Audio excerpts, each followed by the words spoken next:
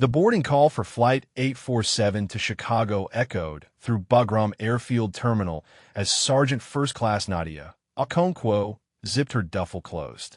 14 months. She had spent 14 months watching Afghanistan through a rifle scope, and in 6 hours she would be watching her daughter blow out 7 candles on a birthday cake she had missed baking. Her leave papers were signed. Her seat was confirmed. Her hands trembled slightly as she pulled the photograph from her chest pocket, the one she touched before every mission and every night before sleep. Amara's gap-toothed smile stared back at her, frozen in a moment from a video call 3 weeks ago when her baby girl had held up a drawing of stick figures holding hands. "Mommy and me," she had said, "for when you come home." Before we continue with Nadia's story, drop a comment and let us know what state or country you're watching from. Maybe you know someone who has spent holidays away from family while serving. Nadia pressed the photo to her lips. 6 hours. After 427 days of desert sun and mountain cold and the weight of lives measured in trigger pulls, she was finally going home. Around her, other soldiers moved through the terminal with the restless energy of people caught between worlds. Some heading out on leave like her. Others arriving fresh-faced and uncertain, not yet understanding what this place would take from them. She shouldered her duffel and walked toward the gate, her boots echoing against concrete floors that had seen a decade of American soldiers pass through. The smell of jet fuel and dust hung in the air, familiar as breathing now. She would not miss it. She would not miss any of it, except maybe the stars. Afghanistan had stars like nowhere else, thick and bright, and close enough to touch on the coldest nights. She had promised Amara she would tell her about the stars. The radio on her hip crackled. She almost ignored it. Her call sign was officially inactive as of 0600 this morning. Whatever crisis was unfolding somewhere in this country, it belonged to someone else now. Her war was over, at least for 3 weeks. 3 weeks of Amara's laughter and her mother's cooking and sleeping without one ear listening for incoming fire. The radio crackled again. Viper 6 actual to whisper. Emergency priority. Respond immediately. Nadia stopped walking. Viper 6 actual was Captain Elias Vance, commander of a convoy she had provided overwatch for 2 months ago. A man who had looked at her with barely concealed skepticism when she first arrived, a woman in a role he did not believe women should hold. She had changed his mind one trigger pull at a time, but they had not spoken since his unit rotated to a different sector. She should keep walking. She was off duty. Whatever Vance needed, someone else could provide it. Whisper, please respond. We are in contact and taking heavy casualties. Convoy Atlas is trapped in the Coast Mountain Pass. 43 souls. Enemy forces have us surrounded. We need precision fire, and you are the only long-range asset in theater.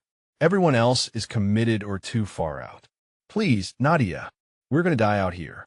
The desperation in his voice cut through 14 months of exhaustion and 427 days of sacrifice, and every promise she had made to a 6-year-old girl who was turning 7 tomorrow.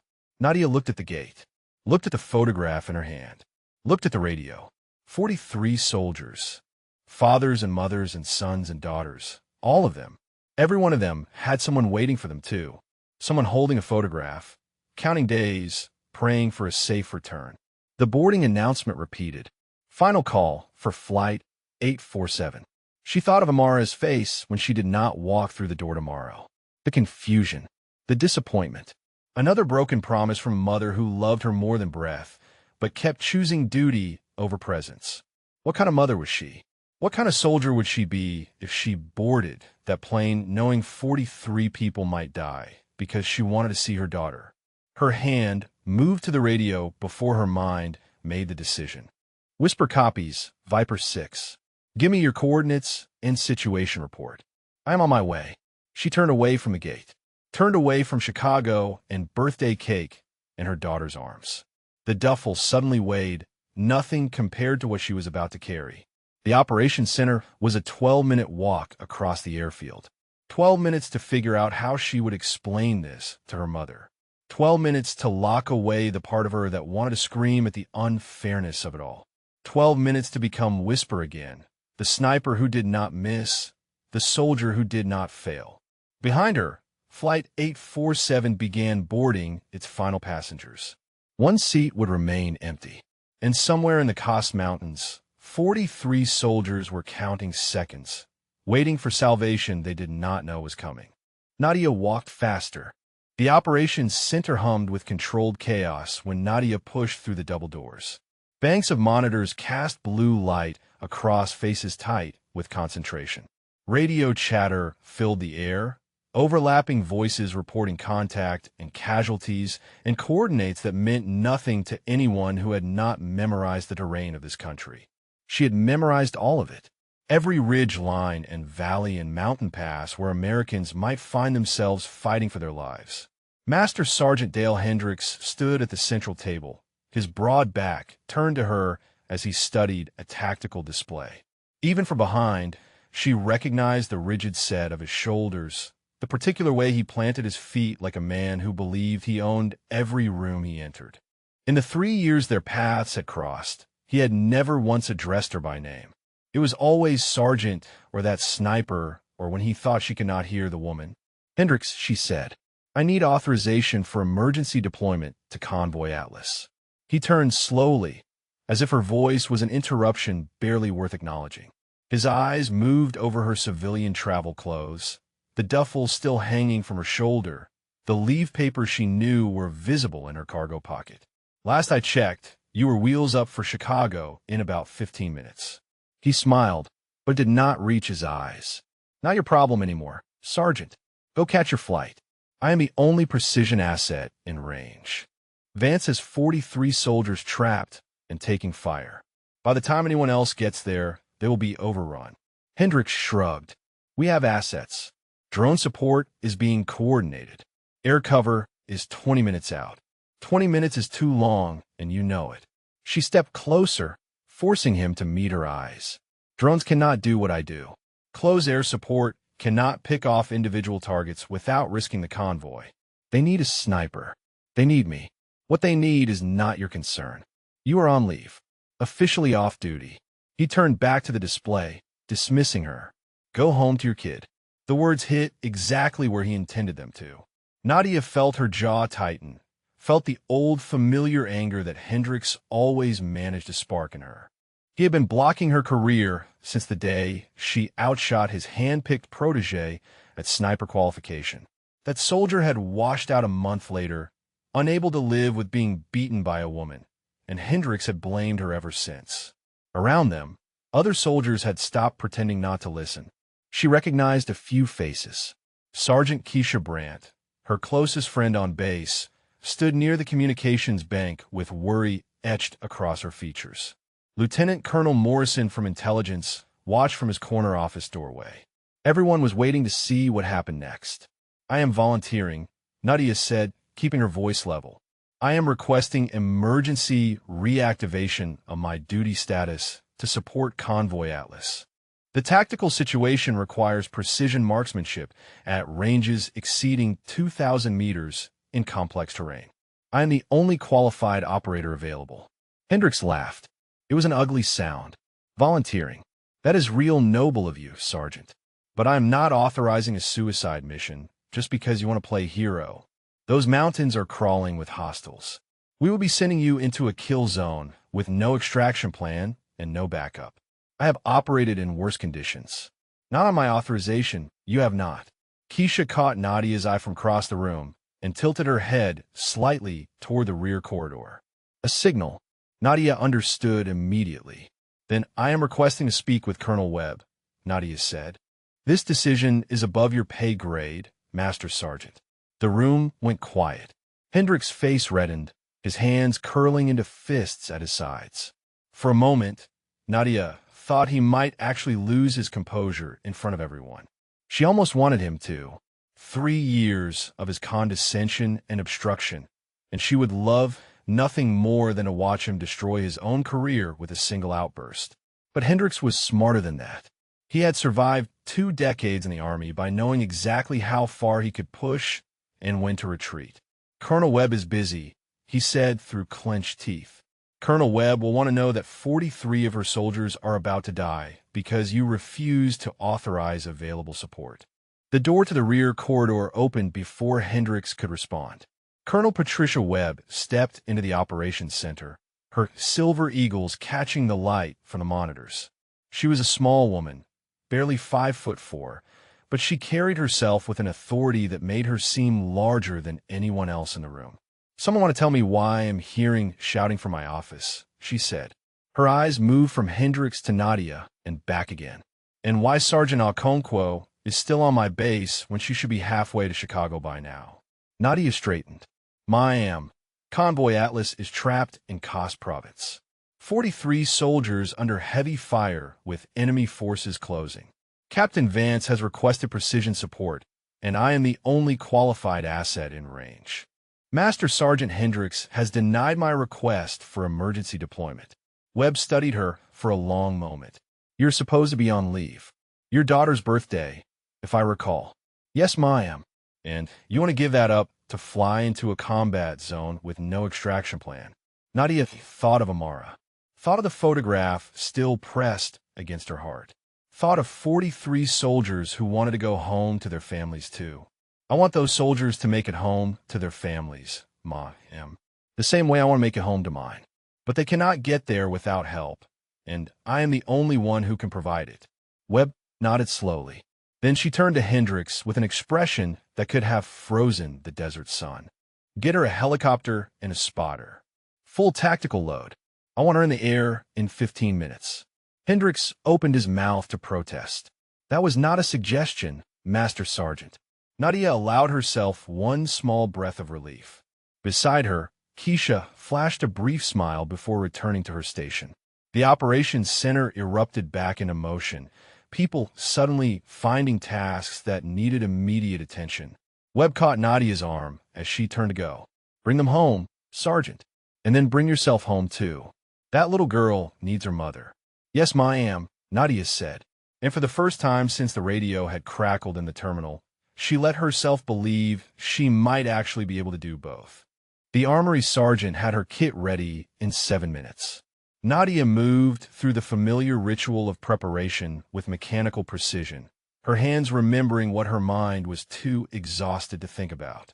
M2010 Enhanced Sniper Rifle, chambered in .300 Winchester Magnum. Effective range beyond 1,500 meters in the right hands. In her hands, effective range was whatever she decided it needed to be. She checked the scope, the bipod, the suppressor, ran her fingers along the stock she had worn smooth over countless missions. This rifle had kept her alive through 4 deployments. It had kept a lot of other people alive, too. 40 rounds of match-grade ammunition went into her vest. She would have preferred more, but weight mattered when you were climbing mountains in the dark. Every ounce she carried was an ounce that would slow her down, make her breathing heavier, throw off her shot by fractions that could mean the difference between a saved life and a lost one. Sergeant Okonkwo. She turned to find a young soldier standing at attention, his face a mixture of nervousness and forced confidence. He looked about 22, with the kind of eager expression that only survived the first few months in country. His spotter qualification patch was so new it still had sharp edges. "Specialist Tomas Reyes," he said, "I have been assigned as your spotter for this mission." Nadia studied him for a moment. "Have you worked long-range Overwatch before, Specialist?" "I qualified top of my class at spotter school, ma'am. I have logged 6 missions providing support for reconnaissance teams." 6 missions. She remembered her 6th mission, how confident she had felt, how little she had actually understood. But there was no time to request someone more experienced, and the truth was that most of the experienced spotters were already deployed or too far away to matter. "Stay close, follow my instructions exactly, and do not speak unless I ask you a question or you see something I need to know about. We are going to a hot zone with no backup and no margin for error. You understand?" "Yes, ma'am." She saw the slight tremor in his hands as he gathered his own equipment. Rangefinder, spotting scope, ballistic calculator, personal weapon. He was scared. Good. Scared kept you sharp. It was the ones who stopped being scared that made fatal mistakes. They jogged across the tarmac toward the waiting Black Hawk, its rotors already spinning in the pre-dawn darkness. The crew chief pulled them aboard, and they lifted off before Nadia had finished strapping in. Bugram fell away beneath them, a sprawl of lights and concrete that had been her home for over a year. She did not look back. The radio in her headset crackled with updates from the operations center. Convoy Atlas, 12 vehicles, ambushed in a narrow pass 17 kilometers southeast of Firebase Phoenix. Enemy forces estimated at 150 to 200 fighters occupying elevated positions on 3 sides. The convoy had attempted to push through and been driven back. They had attempted to retreat and found a road blocked. Now they were pinned in a kill zone with ammunition running low and casualties mounting. Whisper, this is Viper 6 actual. Captain Vance's voice cut through the static, strained with exhaustion and pain. What is your ETA? 47 minutes to insertion point, Nadia replied. What is your current status? We have got 9 wounded, 2 critical. Lost 2 vehicles to RPG fire. We are holding, but they are probing our perimeter every few minutes, testing for weak points. She heard gunfire in the background, the sharp crack of rifles answered by the heavier thump of enemy weapons. They are not in a hurry. They know we are not going anywhere. Nadia pulled up the tactical map on her display, studying the terrain around the convoy's position. The pass was a natural choke point, steep walls rising on either side with limited cover on the valley floor. A perfect place for an ambush. Too perfect. Captain, how do they know you will be coming through that pass? Vance was quiet for a moment. That is what I have been asking myself for the past 3 hours. This was not a random ambush, Sergeant. They were waiting for us. Dug in positions, coordinated fields of fire, pre-registered mortar sites. Someone planned this. The helicopter banked hard as they entered the mountain region, the pilot threading through valleys to avoid detection. Reyes gripped his seat, his knuckles white, but he kept his mouth shut. Nadia appreciated that. Too many soldiers talked when they were nervous, filling the silence with chatter that distracted everyone around them. She thought about what Vance had said. A planned ambush meant intelligence. It meant someone had known the convoy's route and timing. It meant this was not just an attack of opportunity, but a deliberate operation with a specific goal. What goal justified this level of preparation? What did the enemy want badly enough to commit 200 fighters to a single engagement? The answer came to her slowly, pieces clicking together like rounds loading into a magazine. The convoy was not the target. The convoy was bait. Bait for response. Bait for reinforcements. Bait for assets that the enemy could not otherwise reach. Bait for sniper. She keyed her radio. Captain, I need you to tell me everything you know about the enemy commander. Who is running this operation? The static hissed for a long moment before Vance responded. We intercepted some radio traffic about an hour ago. Local warlord named Farhan Razik, former Afghan National Army, defected about 2 years ago. He knows our tactics, our equipment, our procedures. Nadia felt something cold settle in her stomach. She knew that name. She knew it because 8 months ago, she had watched a man through her scope for 6 hours before taking a shot that had traveled nearly 3,000 meters across a valley much like this one. A shot that had killed a Taliban commander who had been about to execute 4 American prisoners. That commander's name had been Kareem Razik, Farhan's younger brother. Viper 6, she said, her voice steady despite the chill spreading through her chest. I think I know why they are here, and I think they are waiting for me. The pilot's voice cut through Nadia's thoughts with sudden urgency. Incoming fire, starboard side. Hang on. The Black Hawk banked hard, throwing Nadia against the restraints as tracer rounds streaked past the window. Reyes let out a sharp breath, but kept his composure, one hand locked on the overhead grip while the other pressed his equipment bag against his chest. The door gunner opened up with a mounted .50 caliber, the sound deafening even through their headsets, brass casings raining down onto the deck. They knew we were coming, the pilot shouted. Someone tipped them off. I cannot get you to the primary insertion point. Too hot. What is our alternative? Nadia called back. There is a ridge about 3 kilometers east of your planned position. I can drop you there, but you will have to hoof it the rest of the way. Rogue terrain, steep climb. 3 kilometers meant 3 kilometers of mountain travel in darkness with full combat loads. It meant arriving exhausted at a position that would require absolute steadiness. It meant the difference between optimal and barely possible. "Do it," she said. The helicopter dove toward a narrow shelf of rock barely wide enough to touch down on. The pilot held them in a hover, skids scraping stone, while Nadia and Reyes threw themselves out into the rotor wash.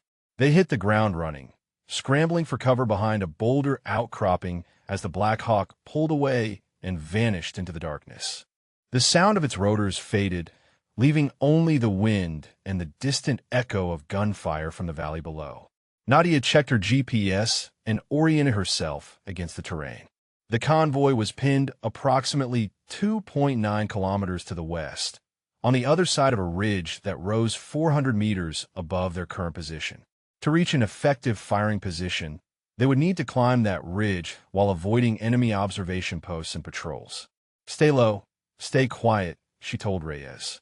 "We move fast, but we do not move stupid. If I stop, you stop. If I drop, you drop. No questions until we reach position." "Understood." They began to climb. The terrain was brutal even by Afghan standards.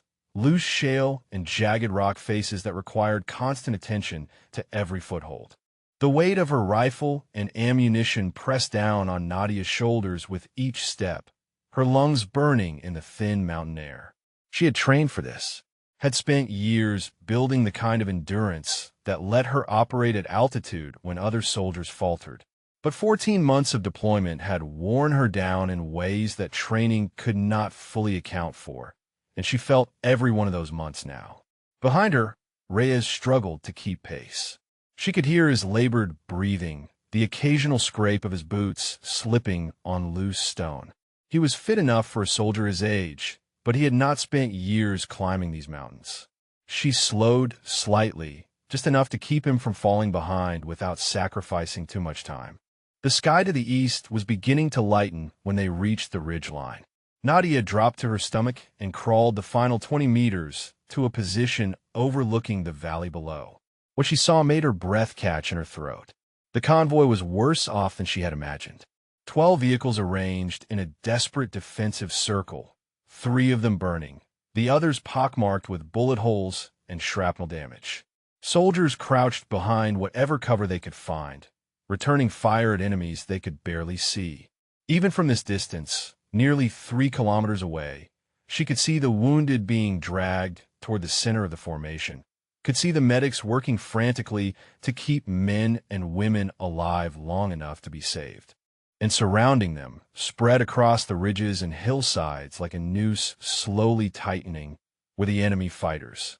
Nadia began counting and stopped when she reached 200. There were more, hidden in caves and behind rocks, waiting for the order to advance. This was not an ambush force. This was an army. Reyes crawled up beside her and raised his spotting scope. His face went pale as he took in the situation. "Mother of God," he whispered. Nadia pulled out her rangefinder and began cataloging targets. Machine gun nest at bearing 047, range 2,300 meters. RPG team at bearing 062, range 2,100 meters. What looked like a command position at bearing 088, range 2,950 meters. That was where Razik would be, she was certain. Watching, waiting, knowing that his trap had worked and his prey had come to him. Then she saw something that made her stomach drop. 3 positions on the opposite ridge, perfectly spaced, each one occupied by a man with a long rifle and a spotter. Counter-sniper teams. They were not watching the convoy. They were watching the likely sniper hides on her side of the valley, scanning for exactly the kind of position she needed to occupy. Razik had thought of everything. He knew she would come. He knew where she would set up.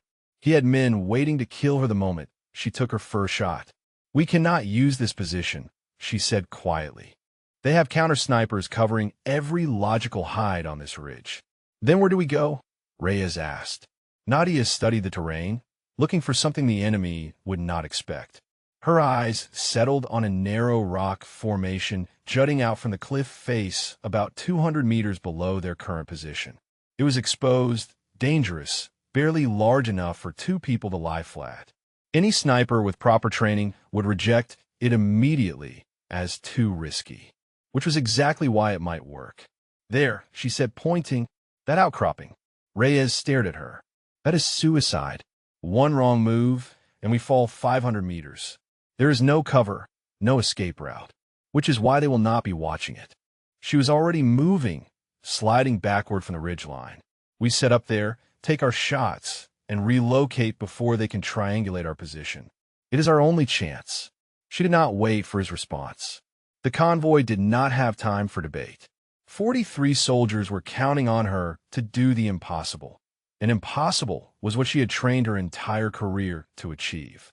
The outcropping waited below, a tiny platform of stone suspended above the valley of death.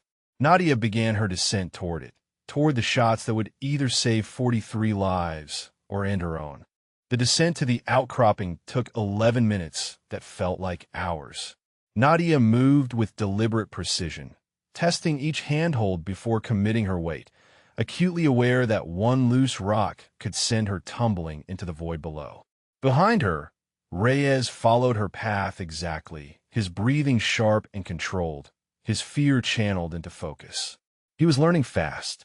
Good soldiers did that. The ones who could not adapt did not survive their first deployment. The outcropping was even smaller than it had appeared from above. A shelf of granite, perhaps 3 meters long and 2 meters wide, jutting from the cliff face like a broken tooth. There was no cover except for a slight lip of stone along the forward edge, barely enough to conceal a rifle barrel. One strong gust of wind could push them over the side. One moment of carelessness could end everything. Nadia settled into position, her body finding the familiar geometry of the prone shooting stance. She extended the bipod on her M2010 and nestled the stock against her shoulder, letting the rifle become an extension of herself. Through the scope, the valley snapped into crystalline focus. She could see individual faces now, individual expressions of fear and determination on the soldiers fighting for their lives below. "Range to Convoy Center, 2,870 meters, Reyes reported, his voice steadier now that he had a task to focus on. "Wind from the southwest, approximately 12 kilometers per hour with gusts to 20. Temperature 9 degrees Celsius. Altitude 3,200 meters. Nadia made the calculations automatically, adjusting her scope and her aim point to account for the variables. At this distance, the bullet would take nearly 4 seconds to reach its target. For seconds during which the wind could shift, the target could move, 100 tiny factors could turn a perfect shot into a miss. Or worse, into a shot that hit the wrong person. She scanned the enemy positions, prioritizing targets. The RPG team at bearing 062 was preparing to fire. She could see the loader sliding a rocket into the launcher, the gunner settling the weapon onto his shoulder and taking aim at one of the convoy vehicles. If that rocket hit, more Americans would die. "RPG team," she said, 2,100 meters. "I'm taking the shot." She exhaled slowly, letting her heartbeat settle into the steady rhythm that she had trained herself to find in moments like this. The world narrowed to the small circle of her scope, to the crosshairs resting just above and to the left of the gunner's chest. She felt the trigger against her finger, felt the familiar tension of the mechanism waiting to release. She squeezed. The rifle kicked against her shoulder. The suppressor muffled the report to a sharp crack that echoed off the cliff face behind her. Through the scope, she watched the bullet's invisible journey across the valley, counting the seconds. 1, 2, 3. The RPG gunner jerked and fell, the launcher tumbling from his hands unfired. "Target down," Reyes confirmed. "Loader is scrambling for the weapon." Nadia was already adjusting. The loader grabbed the RPG and tried to bring it up. Her second shot caught him before he could aim. He collapsed across the body of the gunner, and the rocket team was neutralized. For a moment, nothing happened. The enemy fighters continued their assault on the convoy, unaware that death had reached out from nearly 2 kilometers away. Then someone must have found the bodies because she saw movement rippling through the enemy positions. Heads turning, fingers pointing toward the ridgeline where she was not. toward the positions where the counter-sniper teams waited for a target that would not appear. "They know there is a sniper now," Reyes said, "but they are looking in the wrong place." Not for long. Nadia scanned for her next target. Machine gun nest. Bearing 047.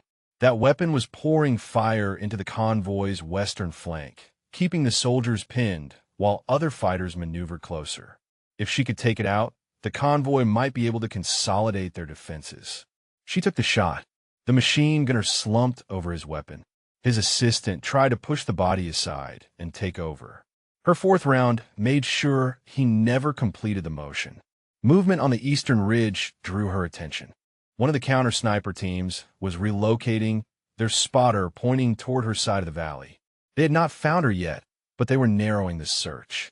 Another few minutes, and they would start checking the unconventional positions.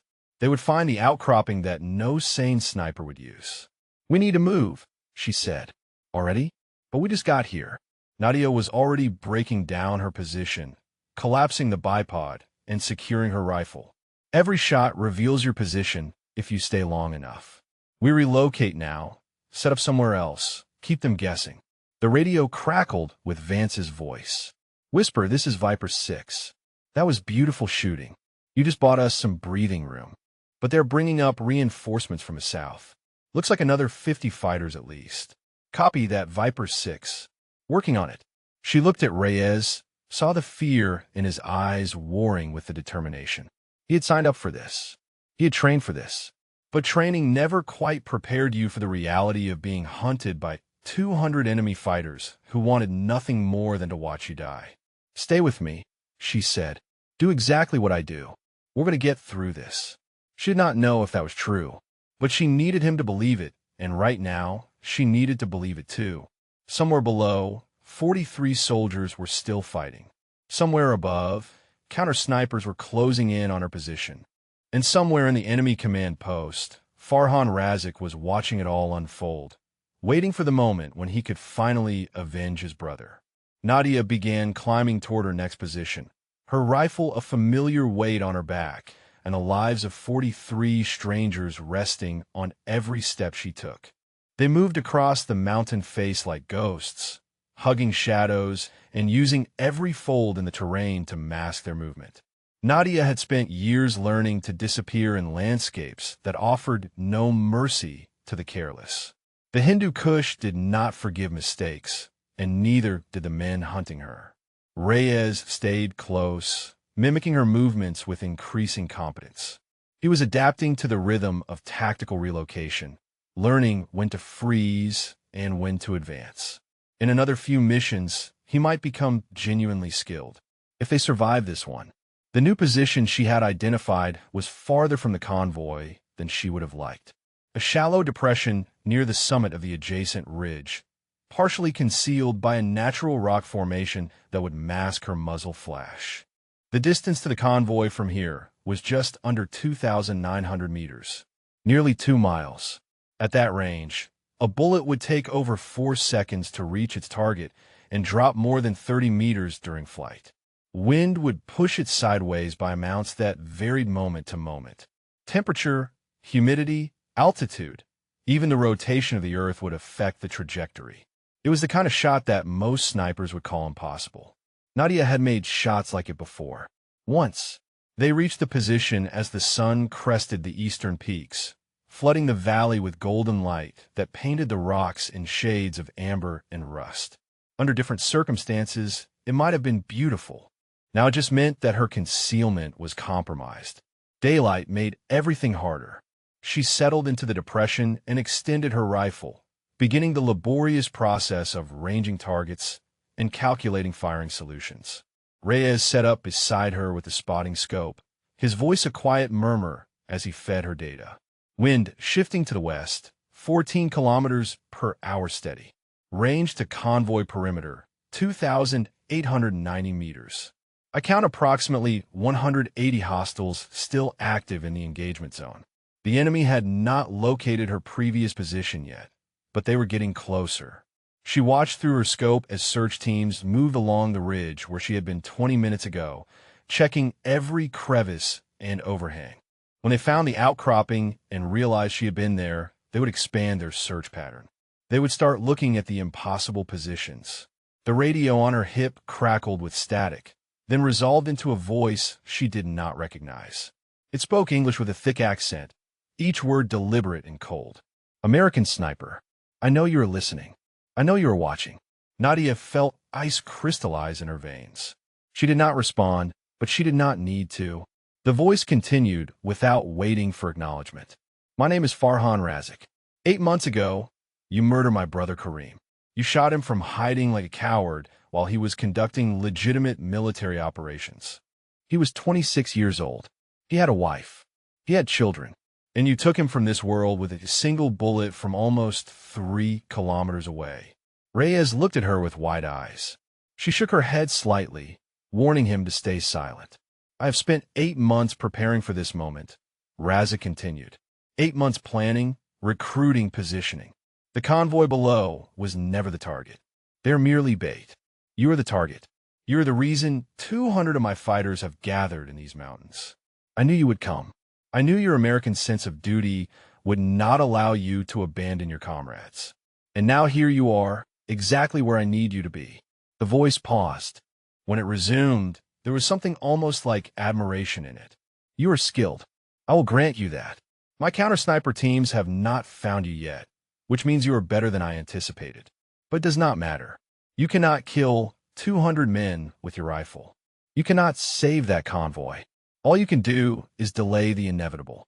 And when my men finally locate you, and they will locate you, I will make certain that your death takes a very long time."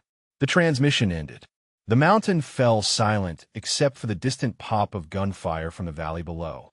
"That is the guy who set this trap," Reyes whispered. "He is hunting you specifically." Nadia did not answer immediately. She was thinking about Kareem Razik, about the day she had killed him. He had been holding a pistol to the head of a kneeling American soldier, preparing to execute him on camera for propaganda purposes. 3 other Americans had waited their turn behind him. She had watched through her scope for 6 hours, waiting for the perfect moment, the moment when Kareem stepped away from his human shields long enough to give her a clear shot. The shot had traveled 2,847 meters. At the time, it was the longest confirmed kill in the Afghan theater. She had saved 4 lives that day. She had also, it seemed, set in motion the events that now threatened 43 more. He called his brother's execution a legitimate military operation, she said finally. Kareem was about to murder American prisoners on camera. "I stopped him. You do not have to justify yourself to me, Sergeant." "I'm not justifying. I am explaining." She returned her eye to the scope, scanning for targets. What I did was right. What Razik is doing now is revenge dressed up as justice. There is a difference. So what do? Nadia found a mortar team setting up on the southern ridge. If they got that weapon operational, they could drop rounds directly into the convoy's defensive position. No amount of sniper fire could stop an indirect bombardment. "We do our job," she said. "We save those soldiers. And if Razik wants to make this personal, then we make sure it ends personally, with him dead and his brother waiting for him in whatever hell they both believe in." She took a breath, held it, squeezed the trigger. 4 seconds later, the mortar gunner dropped.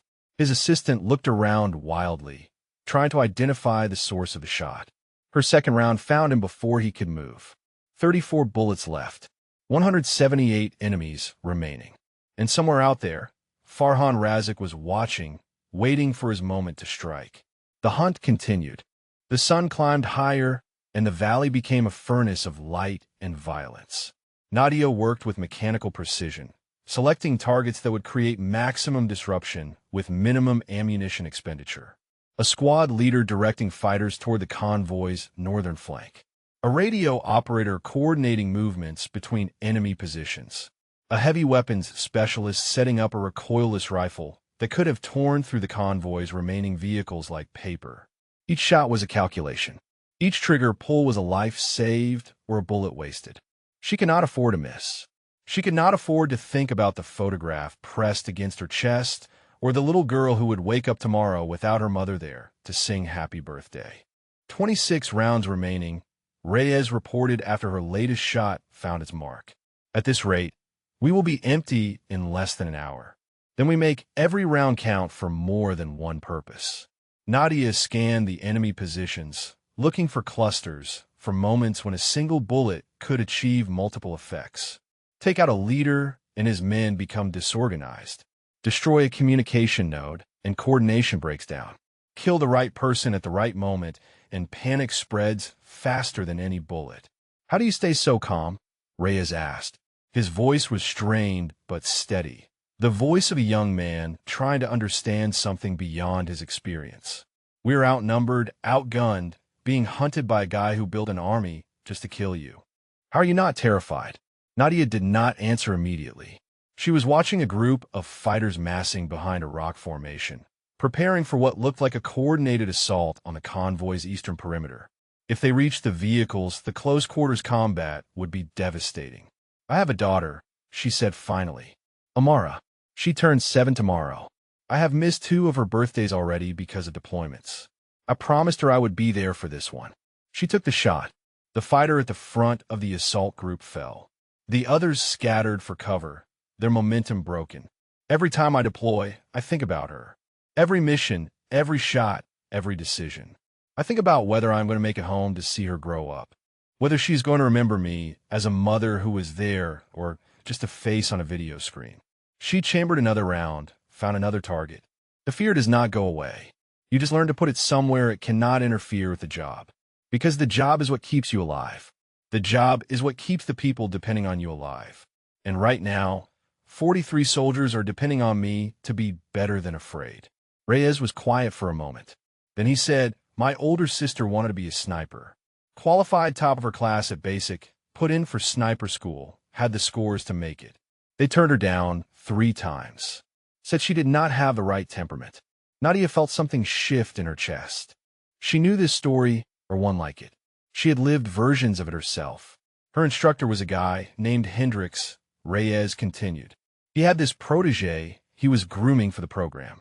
When my sister kept outscoring the guy on the range, Hendricks found reasons to fail her on subjective evaluations. Psychological readiness. Team compatibility. The kind of stuff you cannot argue against because it is just one person's opinion against another. The name hit Nadia like a physical blow. Hendricks. The same man who had tried to block her deployment tonight. The same man who had spent years finding reasons why she should not be allowed to do the job she excelled at. What happened to your sister? She washed out. Transferred to a support role. Never got over it.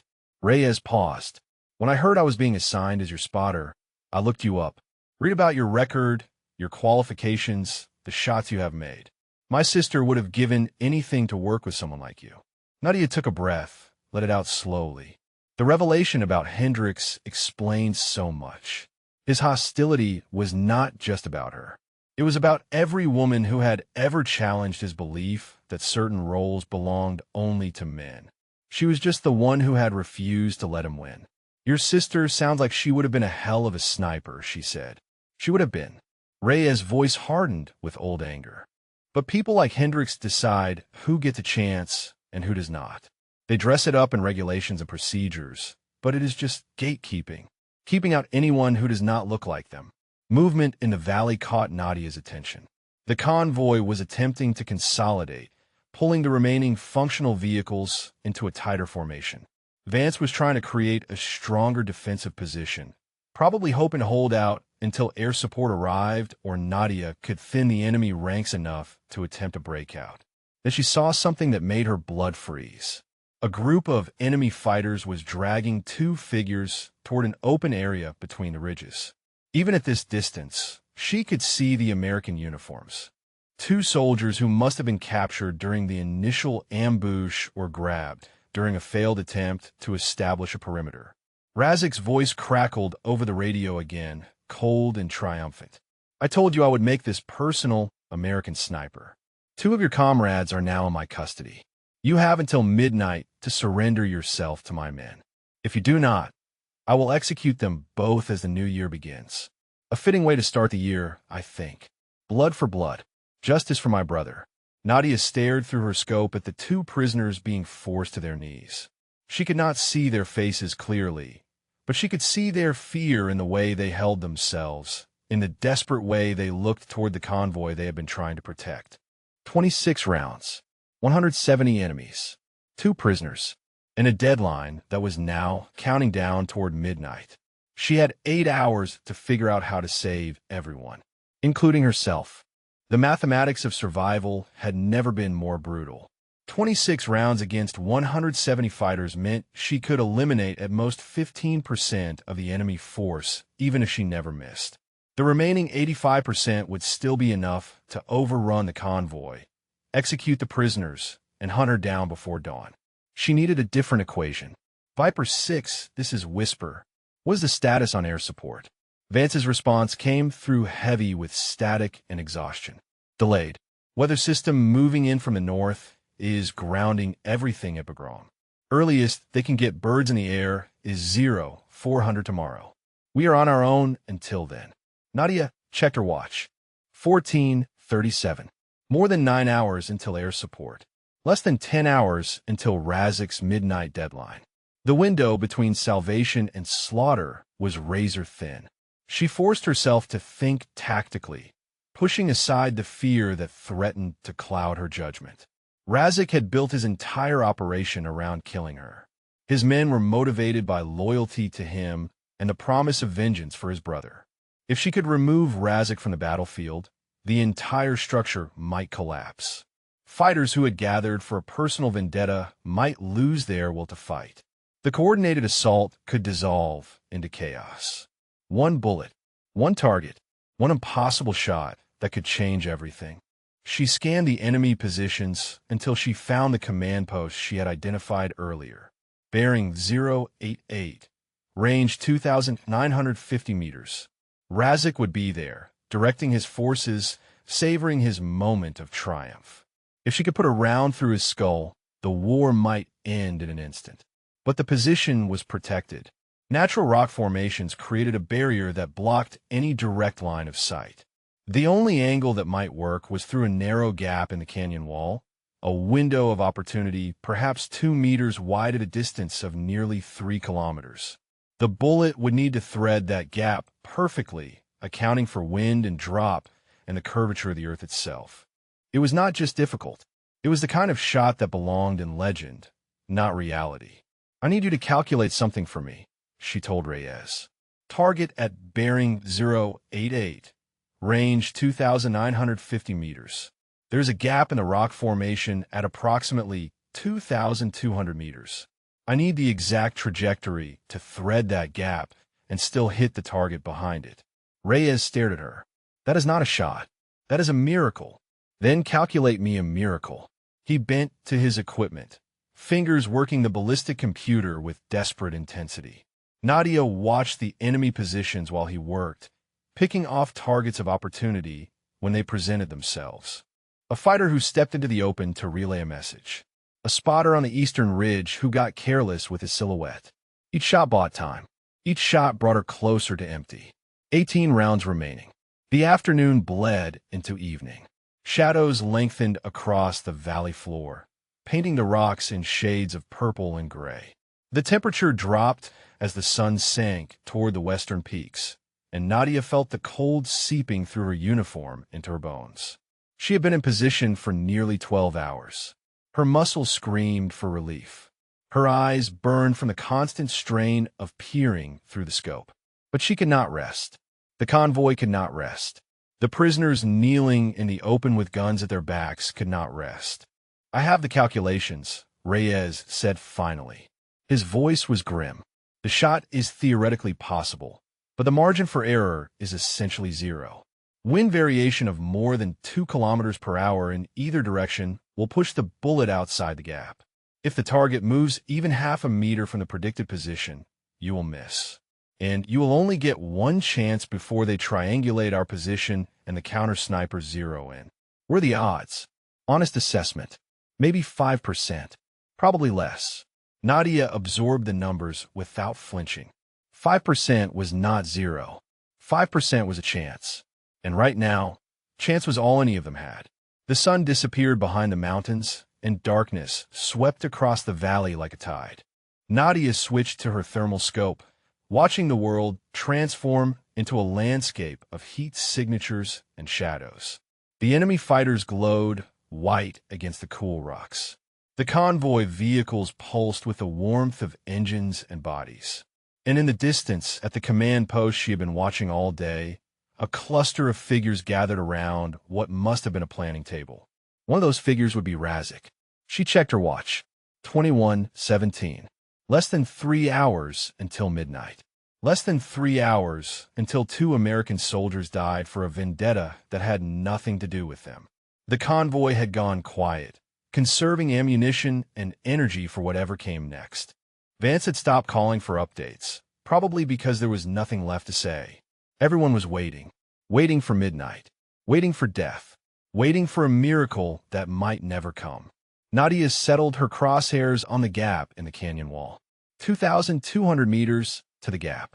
Another 750 meters to the target beyond.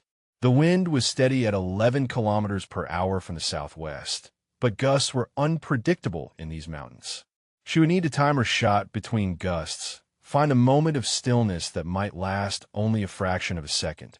She thought about Amara, about the birthday party that was probably being set up right now in Chicago, streamers and balloons, and a cake with 7 candles waiting to be lit.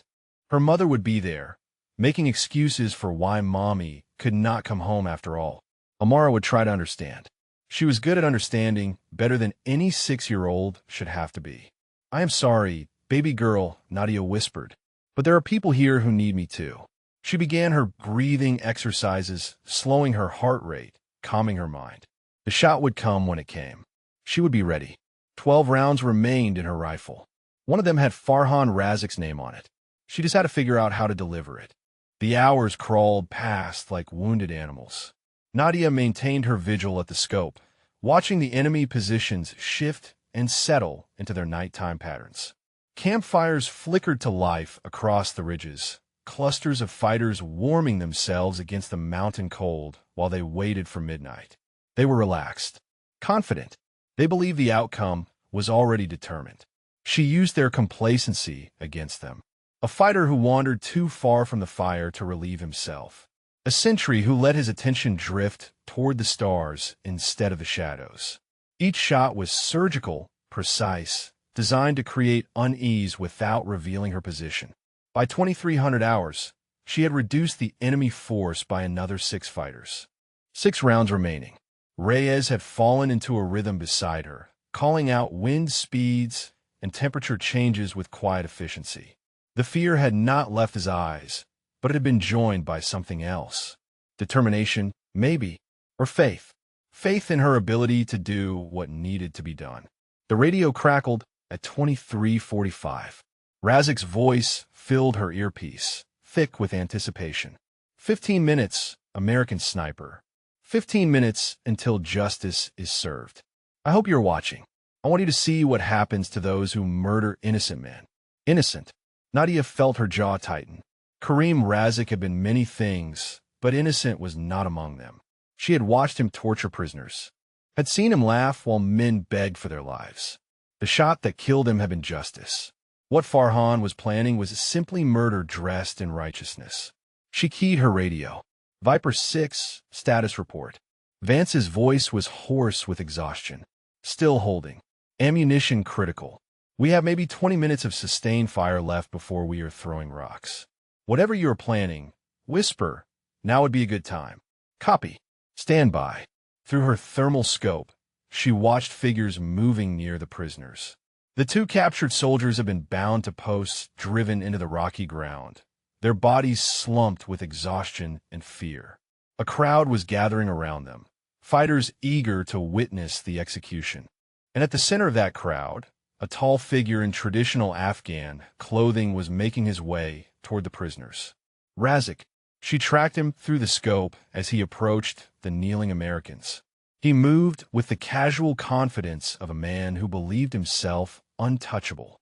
His fighters parted before him like water around stone. When he reached the prisoners, he stopped and turned to face the mountains where he knew she was hiding. He raised his hand in a mocking wave. Nadia felt something cold and hard crystallize in her chest. This man had built an army to kill her. had trapped 43 soldiers as bait, had condemned 2 innocent Americans to death for a crime they had not committed. And now he stood in the open, taunting her, certain that she could not reach him. He was wrong. Range to target, she said. 2,953 meters, Reyes replied. Wind southwest at 13 kilometers per hour, gusting to 19.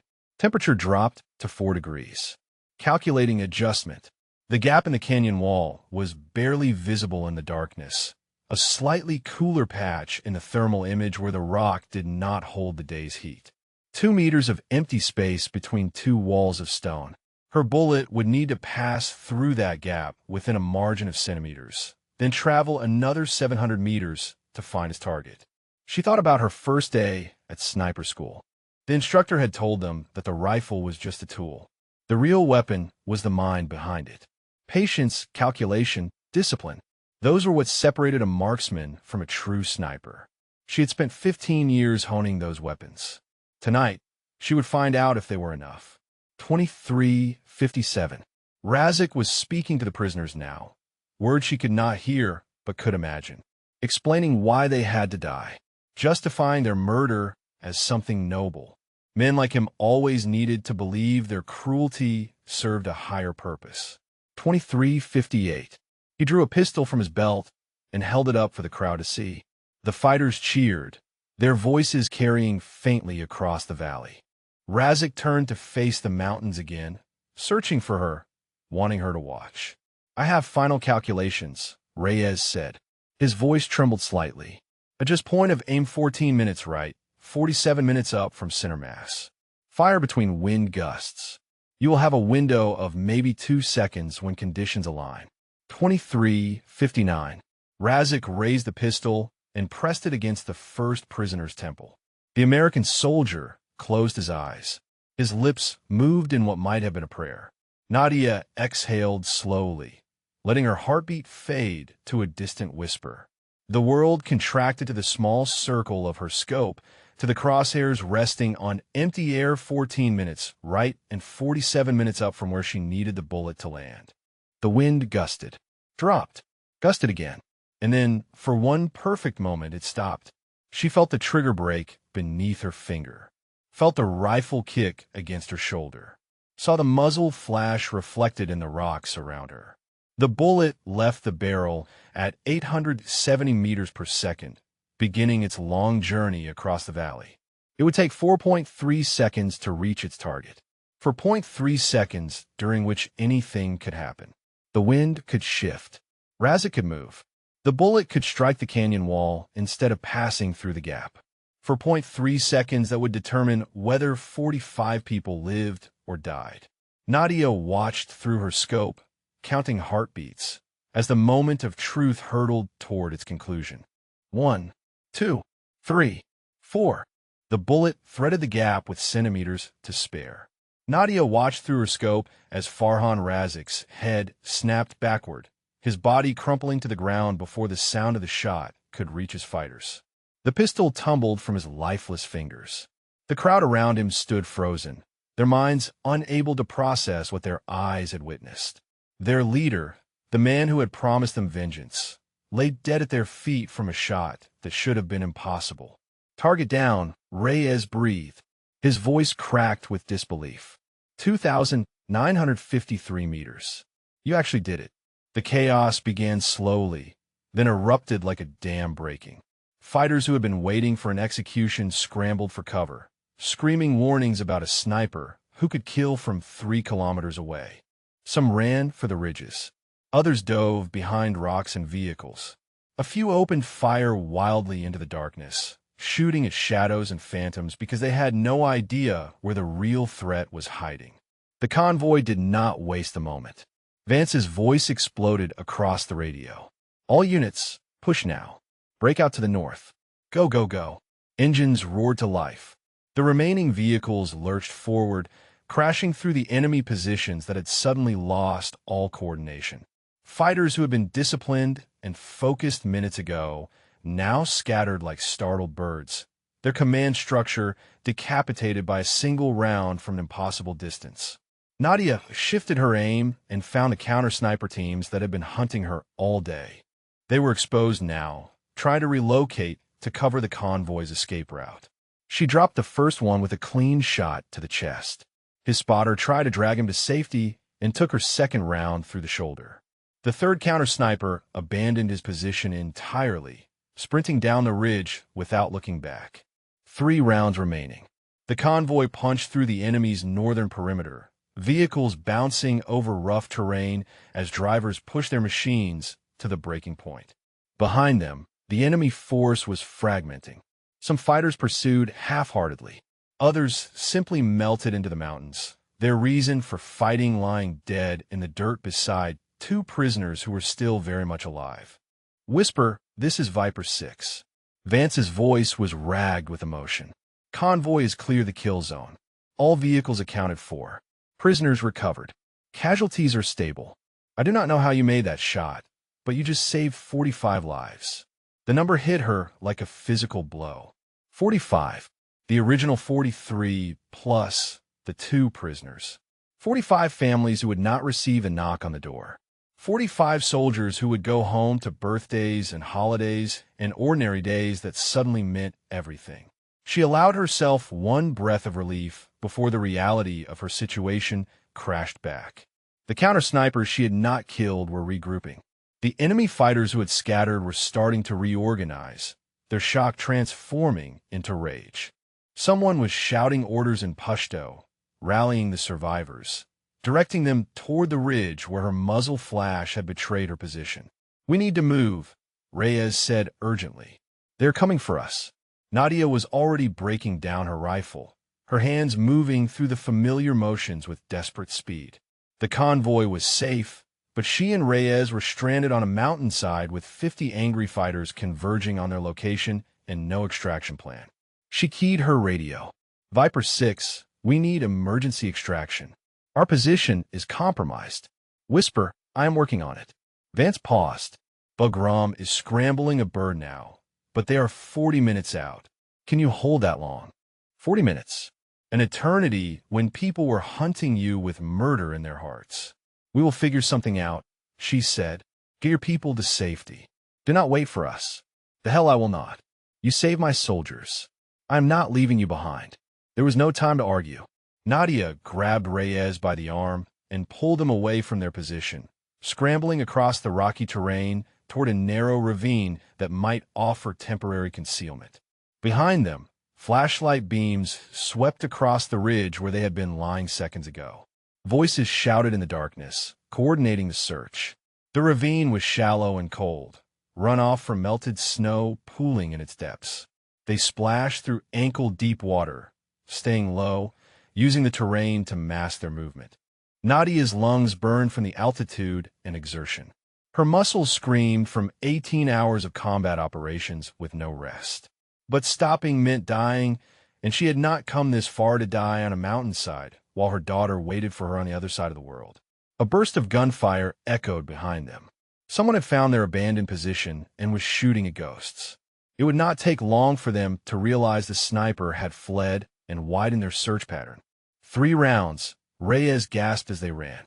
"We have 3 rounds and 50 guys chasing us." "Then we make 3 rounds count," Nadia replied. The ravine opened onto a steep slope that dropped toward a secondary valley.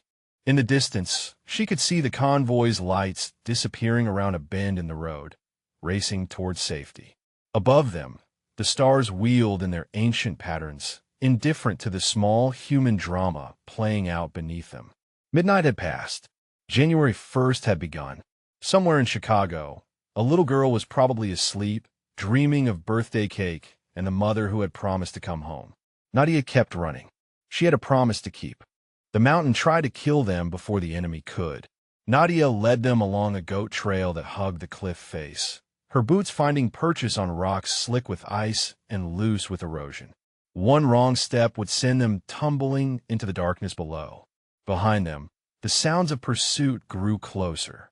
Flashlight beams stabbed through the night like accusing fingers sweeping back and forth across the terrain.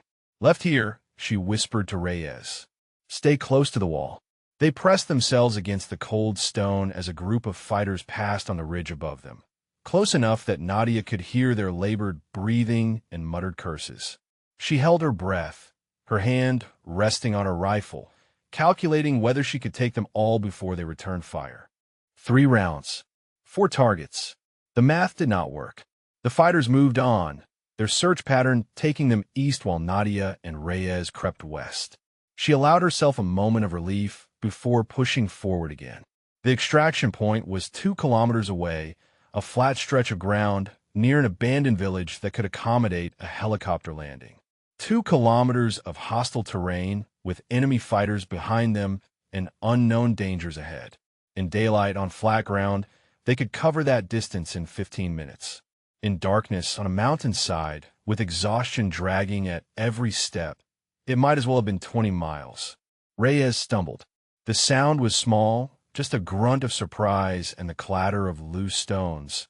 But in the silence of the mountain night, it echoed like a gunshot. Nadia spun around to find him on his knees, his face contorted with pain. "My ankle," he gasped. "I think I twisted it." She was at his side in an instant, her hands probing the joint through his boot. He hissed when she touched the swelling. "Sprained, probably. Maybe worse. Either way, he would not be running anywhere. Can you walk?" "I can try." He pushed himself upright and took a step. His leg buckled immediately, and only Nadia's grip on his arm kept him from falling again. Shouts echoed from somewhere behind them. The enemy had heard the stones falling. They were coming. Nadia made her decision in a heartbeat. She ducked under Reyes's arm and hauled him on her back, his weight settling across her shoulders in a fireman's carry. He was heavier than he looked, all muscle and equipment, and her knees nearly buckled under the load. But she had carried wounded soldiers before. She had carried them through worse than this. "Hold on," she said, "and stay quiet." She started moving, each step a battle against gravity and exhaustion and the burning in her muscles that screamed for her to stop. The trail narrowed, forcing her to turn sideways to squeeze through gaps in the rock. Branches scraped her face and tore at her uniform. The cold seeped into her bones, numbing her fingers and making every grip uncertain. "Whisper, this is Dustoff 7. We are 5 minutes out. Say position." The radio call sent a surge of hope through her chest. She keyed her mic with one hand while keeping Reyes balanced with the other. "Dustoff 7, whisper. We are approximately 800 meters south of extraction point, moving north. Be advised, we have enemy forces in pursuit. Landing zone may be hot. Copy, whisper. We're coming in fast. Pop smoke when you have visual." She pushed harder, ignoring the screaming protests of her body. 800 meters. 5 minutes. She could do this. She had to do this. The trail opened onto a rocky slope that descended toward the abandoned village. Nadia could see the extraction point below, a flat expanse of packed earth that had once been a market square. Beyond it, the ruined shells of mud brick houses stood like broken teeth against the sky. And between her and that square, a group of enemy fighters was setting up a blocking position. She dropped to one knee, letting Reyes slide off her back and onto the ground. Through her scope, she counted 6 fighters, all focused on the approaches from the east. They had not seen her yet. They were expecting her to come from the direction of the ridge, not from above. 3 rounds. 6 targets. The math still did not work. But then she heard it. The distant thump of helicopter rotors cutting through the cold air. Dustoff 7, inbound. The fighters heard it too. They turned toward the sound, weapons rising, preparing to engage the helicopter as it approached. If they shot it down, everything she had done tonight would be for nothing. Nadia raised her rifle. 3 rounds. She would have to make them count. The first shot took the fighter manning the RPG launcher. He dropped without a sound, the weapon clattering to the ground beside him. The second shot found the man who scrambled to pick it up. He fell across his comrade's body. The third shot missed. The remaining fighters opened fire on her position, rounds cracking against the rocks around her head. She pressed herself flat against the ground, out of ammunition, out of options. Then the helicopter crested the ridge behind her, door gunners already blazing. Tracer rounds stitched across the blocking position, scattering the fighters like leaves in a storm. The Black Hawk swept over Nadia's head and dropped toward the extraction point, its rotors kicking up a tornado of dust and debris. "Go," Nadia shouted at Reyes. She hauled him upright and half-carried, half-dragged him down the slope toward the waiting aircraft. Bullets snapped past her ears. The door gunner kept firing, suppressing the remaining fighters long enough for Nadia to reach the helicopter's open door. Hands grabbed Reyes and pulled him inside. More hands grabbed her, hauling her off her feet and into the cabin. The helicopter lurched skyward before she had even found a handhold. She tumbled against the deck, gasping for breath, every muscle trembling with exhaustion. Through the open door, she watched the mountain fall away beneath them, watched the muzzle flashes of the enemy grow smaller and smaller until they were nothing but sparks in an ocean of darkness. Reyes lay beside her, his face pale but alive. The crew chief was already working on his ankle, cutting away the boot to assess the damage. "You did it," Reyes said. His voice was barely audible over the rotor noise. "You actually did it." Nadia closed her eyes and let her head fall back against the vibrating deck. "We did it," she said. "Now let us go home." The helicopter touched down at Bagram as the first gray light of dawn crept across the airfield. Nadia had expected exhaustion to overwhelm her the moment the adrenaline faded, but instead she felt hollow, scraped clean by 18 hours of combat and terror and impossible choices. Her hands were steady as she helped Reyes off the aircraft, his arm draped across her shoulders while medics rushed forward with a stretcher. "I can walk," he protested weakly. "No, you cannot," Nadia replied. "Let them take care of you." He looked at her with something that might have been admiration or gratitude or simply the bond that forms between people who have survived the unsurvivable together. Whatever it was, it did not need words. He squeezed her arm once before the medics loaded him onto the stretcher and wheeled him toward the field hospital. When she turned back toward the airfield, she stopped cold. A crowd had gathered near the operations center. 50 soldiers, maybe more, standing in the pre-dawn chill as if they had been waiting all night. At the front stood Colonel Webb, her silver eagles gleaming in the pale light. Beside her was Captain Vance, his arm in a sling and his face marked with cuts and bruises from the ambush. And behind them, standing apart with his arms crossed and his expression unreadable, was Master Sergeant Hendricks. Nadia walked toward them on legs that felt like they belonged to someone else. She was aware of how she must look, uniform torn and filthy, face streaked with dirt and sweat, her rifle hanging empty from its sling. She had nothing left. She had given everything to that mountain. Colonel Webb stepped forward and extended her hand. Nadia took it, feeling the firm grip of a commander who understood what she had done. 2,953 meters, Webb said. That is the new record for longest confirmed kill in the Afghan theater. You broke your own record by over 100 meters. I was not trying to set a record, Ma-am. I was trying to save those soldiers. Webb smiled. I know. That is what makes it matter. Vance approached next, moving stiffly from his injuries. The skepticism that had marked their first meeting was gone, replaced by something deeper. I owe you an apology, he said. When they first assigned you to provide overwatch for my convoy, I had doubts. I thought long-range precision work was not a role for someone like you. He paused, and Nadia saw the weight of those words in his eyes. I was wrong. 45 soldiers went home to their families because of what you did tonight. I will spend the rest of my career trying to be worthy of that. Just take care of your people, Captain. That is all any of us can do. She became aware of Hendricks watching from the edge of the crowd. Their eyes met across the distance. She expected hostility, resentment, the same barely concealed contempt he had shown her for years. Instead, she saw something she had never seen in his face before. Defeat. He turned and walked away without a word, disappearing into the operations center. She would probably never receive an apology from him, never hear him admit that he had been wrong about her. But watching him retreat from this moment, unable to deny what she had accomplished, was satisfaction enough. Sergeant Okonkwo. Webb's voice drew her attention back. There is someone waiting to speak with you. The colonel led her toward the communications tent, and Nadia felt her heart begin to race in a way it had not during the entire mission. She knew what was waiting inside. She knew, and she was terrified. The tent was warm after the cold of the airfield. A single screen glowed in the dimness, and on that screen was a face that made Nadia's breath catch in her throat. Amara sat at a kitchen table decorated with streamers and balloons. A birthday cake covered in pink frosting sat in front of her, 7 candles waiting to be lit. Behind her, Nadia's mother stood with tears streaming down her face. "Mommy," Amara squealed. "I knew you would call. I told Grandma you would call." Nadia sank into the chair in front of the screen. The tears came before she could stop them, rolling down her cheeks and cutting tracks through the dirt and grime. "Happy birthday, baby girl," she managed. "I'm so sorry I cannot be there." "It is okay, Mommy.